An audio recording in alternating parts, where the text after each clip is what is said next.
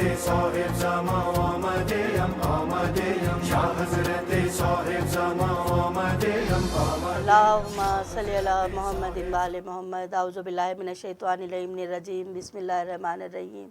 تمام تر تعریفیں پاک پروردگار کے لیے، تمام تر درود و سلام محمد و آل محمد کی ذات کے لیے۔ قائم ٹی وی کینیڈا کی جانب سے ذاکرہ اہل بیت ہینا حیدر پروگرام لے کے حاضر ہوئے ہیں، غیبت اور ظہور۔ آج اس سلسلے میں ہم گفتگو کریں گے، قرآن کی ایک آیت ہے، یا ایھا الذین آمنوا وکونوا مع الصادقین، اے ایمان والوں تقوی اختیار کرو اور سچوں کے ساتھ ہو جاؤ۔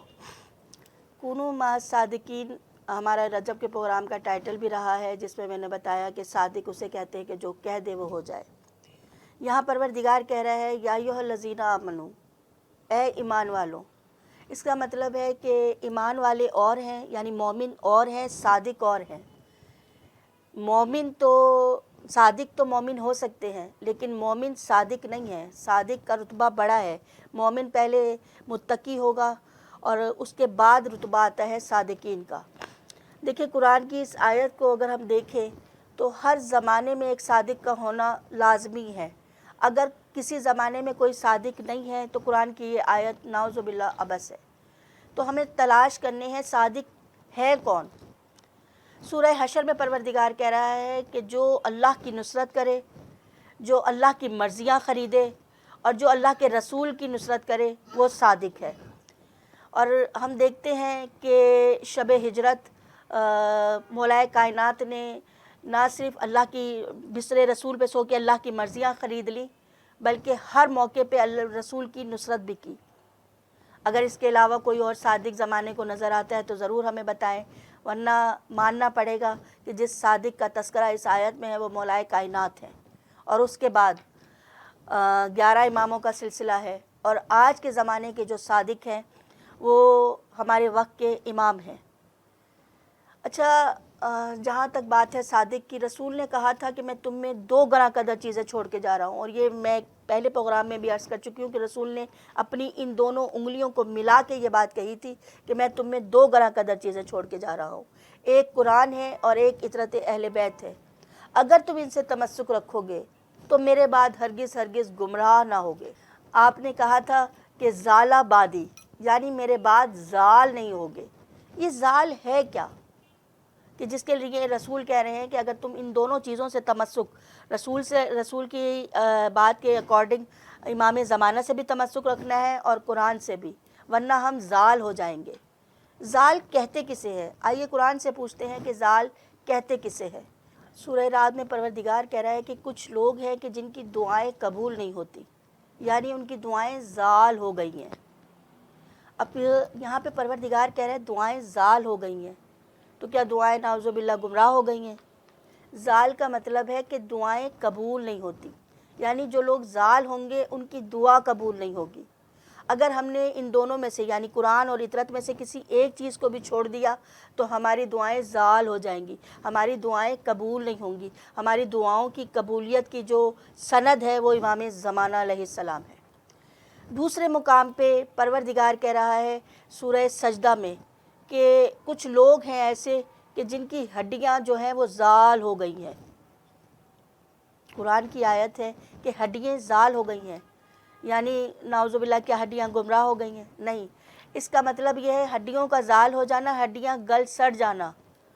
اگر ہم امام زمانہ سے متمسک رہیں گے، امام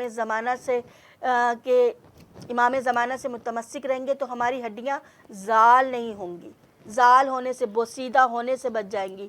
یہی وجہ ہے کہ اکثر ہم دیکھتے ہیں خبروں میں، میڈیا کا دور ہے، موبائل کا دور ہے، ہر کسی کے ہاتھ میں موبائل ہوتے ہیں، اکثر ہم دیکھتے ہیں کہ کوئی قبر بہت پرانی ہے، کئی سو سال پرانی قبر ہے، اور جب اس کو کھولا گیا، اس کو کھودا گیا تو دیکھا کہ کفن بھی ویسا ہی ہے اور لاش بھی بالکل ویسی ہی ہے، میت بھی بالکل ویسی ہی ہے جیسے دفن کے وقت تھی۔ سبحان اللہ۔ بہت سے ہمارے ابھی بھی سمیت عمار صاحب کے بارے میں آیا تھا خبروں میں کہ ان کی قبر بھی ویسی ہی تھی اور ان کی جو میت کو دیکھا تو وہ بھی ویسی ہی تھی۔ یعنی امام زمانہ سے تمسک رکھنے کا دوسرا بڑا فائدہ ہے کہ ہماری ہڈیاں زال نہیں ہوں گی، ہماری میت بالکل ایسی ہی رہے گی کہ جیسی ہی ज़मीन के हवाले की गई है, चाहे हज़ारों बरस क्यों ना गुजर जाए। तीसरे मुकाम पे सूरह बकरा में परवरदिगार कह रहा है कि जब गवाही दी जाए तो दो मर्दों की गवाही है, और अगर दो मर्दों की गवाही नहीं है, दो मर्द हाजिर नहीं है, तो एक मर्द और दो औरतों की गवाही। अब यहाँ पे जो तफसील लिखने वाले हैं उन्होंने लिखा कि एक मर्द के मुकाबले पे दो औरतें क्यों? इसलिए कि अगर उनमें से, कुरान सूरह बकरा कह रही है कि उनमें से अगर एक औरत ज़ाल हो जाए तो दूसरी औरत उसे याद दिला दे। यानी तीसरा नुकसान इमाम से के रास्ते से हट जाने का ये है कि हमारा जहन ज़ाल हो जाएगा, हम भूलने लगेंगे। अगर हम इमाम से मुतमस्सिक रहेंगे तो ये हमारी जो खामी है ये कभी हमारे अंदर नहीं आएगी कि हम चीज़ों को भूलने लगें। इमाम से जुड़ने का तीसरा बड़ा फ़ायदा कि याददाश्त हमारी वैसी ही रहेगी। और चौथे मुकाम पे सूरह फुरकान में परवरदिगार कह रहा है कि कुछ लोग हैं जो जानवरों से भी ज़्यादा ज़ाल हो गए हैं। ये भी कुरान की आयत है कि जानवरों से भी ज़्यादा ज़ाल हो जाना। यहाँ जानवरों से मिसाल क्यों दी गई? जानवरों पे तो कोई अकल ही नहीं है जानवरों के अंदर। जब उनमें अकल नहीं है तो ज़ाहिर है उनमें शऊर ही नहीं है। तो इसलिए परवरदिगार ने कहा कि अगर किसी ने इमाम ज़माना या कुरान में से किसी एक चीज़ को, रसूल खुदा की हदीस है, किसी ने एक चीज़ को भी छोड़ दिया, वो जानवरों से ज़्यादा ज़ाल, यानी जानवरों से भी ज़्यादा बदतर हो जाएंगे, गुमराह हो जाएंगे, उनकी सोचने समझने की सलाहियत ही ख़त्म हो जाएगी। चौथे मुकाम पे परवरदिगार सूरह बनी इसराइल में कह रहा है कि कुछ लोग हैं जो मदद से आजिज़ हैं, जिनकी मदद नहीं की जाती, इसलिए क्योंकि वो ज़ाल हो गए हैं। अगर हमने इन दोनों में से, कुरान या इतरत अहले बैत में से किसी एक को, इमाम ज़माना को छोड़ा तो हम मदद से आजिज़ हो जाएंगे, बेयारो मददगार हो जाएंगे, हमारा कोई मददगार व हामी व नासिर नहीं रहेगा।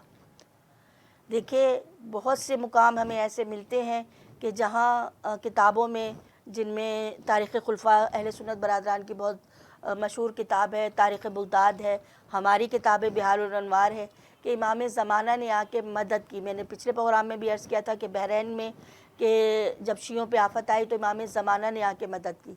आज भी इमाम ज़माना का कहना ये है कि अगर आज भी हम तुमसे निगाह करम हटा लें तो ये दुनिया तुम्हें ढूंढती हुई गुजर जाएगी।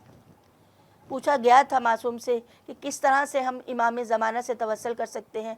कहा कि इमाम ज़माना हर हज के मुकाम पे आते हैं और हर हाजी को नज़र आते हैं।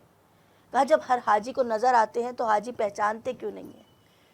कहा उनमें वो मार्फत की निगाह नहीं है कि वो इमाम को पहचान सकें। हर इंसान, चाहे वो इमाम का मानने वाला हो या ना हो, इमाम उसे नज़र आते हैं, लेकिन उसके पास वो मार्फत की निगाह नहीं है कि वो इमाम को पहचान सके। अगर इमाम नज़र ना आए तो हमारी निगाहों की रोशनी ख़त्म हो जाए। फिर एक मुकाम पे सूरह ज़ख़रफ़ में परवरदिगार कह रहा है कि कुछ लोग हैं जिनसे शफ़ाअत हटा ली जाएगी। कहा ये कौन लोग हैं? कि जो ज़ाल हो गए हैं और उनसे शफ़ाअत हटा ली जाएगी। इमाम ज़माना और कुरान को छोड़ने का जो छठा बड़ा नुकसान है वो ये है कि हमसे शफ़ाअत हटा ली जाए। कौन चाहेगा कि उससे शफ़ाअत हटा ली जाए? यानी जो इमाम से दूर है वो इमाम की शफ़ाअत से महरूम है, जिन्होंने इमाम को छोड़ दिया वो इमाम की शफ़ाअत से महरूम है। इसीलिए इमाम को शाफ़े महशर कहा जाता है। आपके आने के बाद ही महशर का मैदान लगेगा और आप अपनों की शफ़ाअत करेंगे। तो अगर हम चाहते हैं कि हमारी शफ़ाअत इमाम ज़माना के हाथों में है तो हमने इमाम ज़माना से तमस्सुक रखना है। और फिर सूरह बकरा में परवरदिगार इरशाद फरमा रहा है कि कुछ मोमिन ऐसे हैं कि जो कफ़र की हालत में आ गए हैं। कफ़रु बादो ईमानहुम, पहले ईमान की हालत में थे, अब काफिर हो गए हैं, यानी अब उन्होंने ईमान को छोड़ दिया है और काफिरों की हालत में आ गए हैं। तो सूरह बकरा में परवरदिगार इरशाद फरमा रहा है कि कुछ लोग हैं जो काफिर हो गए हैं ईमान लाने के बाद। कफ़रु बादो ईमानहुम, काफिर हो गए ईमान लाने के बाद। और हम सब जानते हैं कि जंग खंदक में रसूल खुदा ने कहा था कि जब उमर बिन अब्दवत के मुकाबले पे मौलाए कायनात जा रहे थे तो कहा था ये कुल्ले ईमान जा रहा है, यानी जो अली को मानने के बाद फिर काफिर हो गए हैं, यानी अली को मान लिया है फिर अली को छोड़ दिया है। यानी ना तो हमने मौलाए कायनात को छोड़ना है ना इमाम ज़माना को छोड़ना है, क्योंकि अगर हमने इस घराने को छोड़ दिया तो تو ہم کفر کی حالت میں چلے جائیں گے. مسلمان رہنا تو دور کی بات ہے, ہم شیعہ رہنا تو دور کی بات ہے, ہم مسلمان بھی نہیں رہیں گے, کافر ہو جائیں گے. اسی لیے رسول خدا نے کہا کہ میرے جانے کے بعد ان دونوں چیزوں سے اس کا نقصان کیا ہے؟ اس کا نقصان یہ ہے کہ ہم جانوروں سے بدتر ہو جائیں گے, ہماری کوئی مدد نہیں ہوگی, ہمارا کوئی مددگار نہیں ہوگا, ہمارا کوئی شافعی نہیں ہوگا, ہم چیزوں کو بھولنے لگیں گے, ہم کافروں کی حالت میں چلے جائیں گے. اسی لیے ان تمام باتوں سے بچنے کے لیے رسول خدا نے کہا کہ ایک قرآن کو پکڑے رہنا, ایک میری اطرت اہل بیت کو پکڑے رہنا. تو ہم نے ہر حال میں امام زمانہ سے تمسک رکھنا ہے. یہاں ایک سوال یہ پیدا ہوتا ہے کہ کیا اس پروردگار کے لیے جو قادر و مطلق ہے, ہر بات پہ قدرت رکھنے والا ہے, کیا اس کے لیے یہ ممکن نہیں تھا کہ جیسے اس نے نبوت کے سلسلے کو 1,24,000 انبیاء تک پھیلا دیا, کیا اس کے لیے ممکن نہیں تھا کہ وہ امامت کے سلسلے کو بھی قیامت تک جاری و ساری رکھتا؟ یا 12ویں امام کو پردہ غیبت میں کیوں بھیجا, پر ظاہر رہتے؟ دیکھیے, اللہ کے ہر کام میں کچھ علتیں چھپی ہوئی ہوتی ہیں, اور اس میں جو سب سے بڑی علت ہے وہ یہ ہے کہ ہر نبی نے اس دنیا میں آنے کے بعد بشارت دی تھی کہ ایک آئے گا جو آخری زمانے میں ظاہر ہوگا.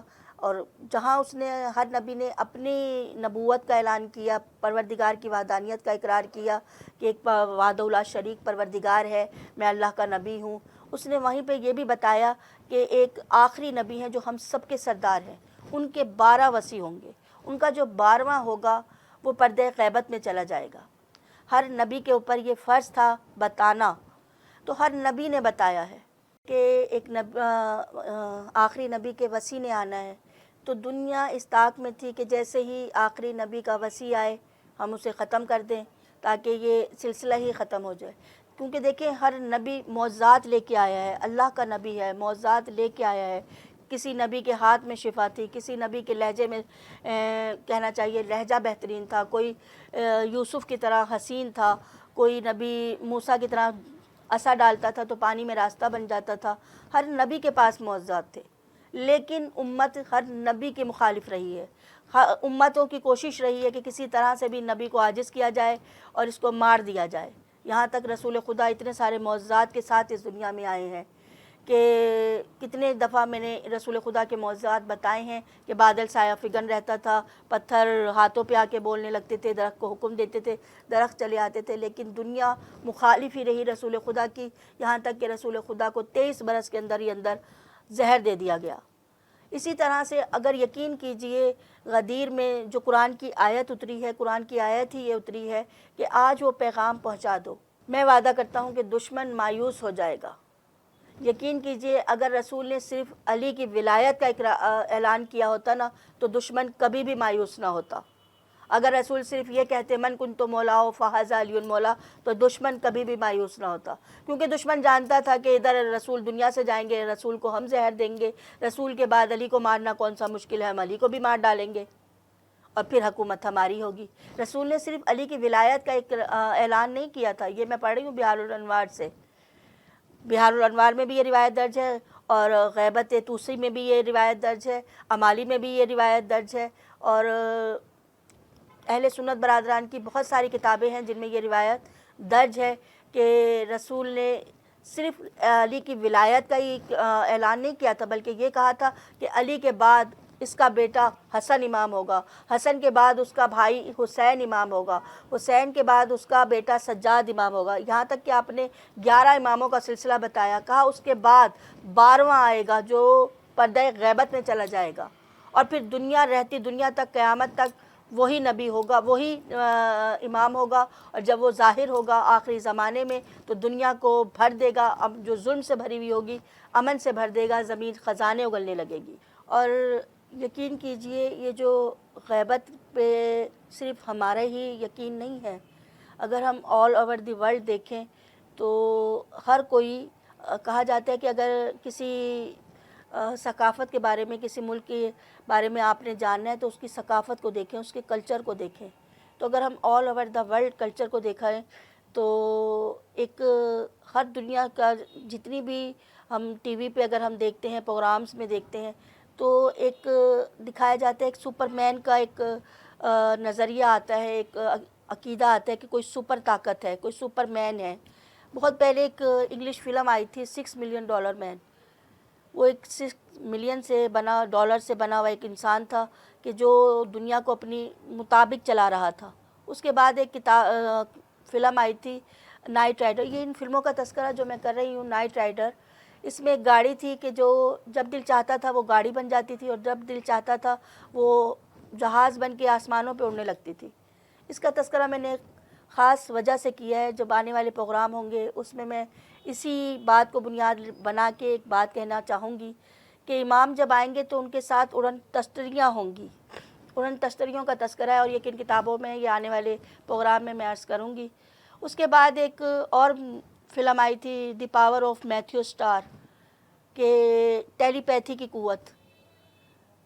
एक दो मालाई कहना चाहिए, एक दो मालाई हीरो का जो कॉन्सेप्ट है ये हमें यूरोपियन मूवीज़ में, इंग्लिश मूवीज़ में हमें मिलता है कि एक कोई शख्स है, कोई सुपरमैन है, एक सुपरमैन है जो आता है और दुनिया को बदल देता है। वो ये तो नहीं जानते कि इमाम ज़माना, लेकिन उनके जहनों में एक कॉन्सेप्ट है सुपरमैन का। और हम सब जानते हैं कि जब इमाम ज़माना इस दुनिया में आएंगे, मैंने पहले भी प्रोग्राम में अर्ज़ किया था कि वो जंग जो करेंगे वो तलवार से करेंगे और सुपरमैन की तरह से वो दुनिया पे छा जाएंगे। खुदा का जो दीन है वो गालिब आ जाएगा, जिसके बारे में परवरदिगार की पेशन गोई है कि गालिब मेरा ही दीन रहेगा। इमाम ज़माना के बाद हम देखेंगे कि दीन जो है वो परवरदिगार ही का गालिब है। आज का प्रोग्राम यहीं तक। इंशाअल्लाह कल एक नए प्रोग्राम के साथ हाजिर होंगे। मुझे इजाज़त दीजिए। अल्लाह हाफ़िज़। साहिब ज़मां आमदे हम शाह हज़रत साहिब ज़मां।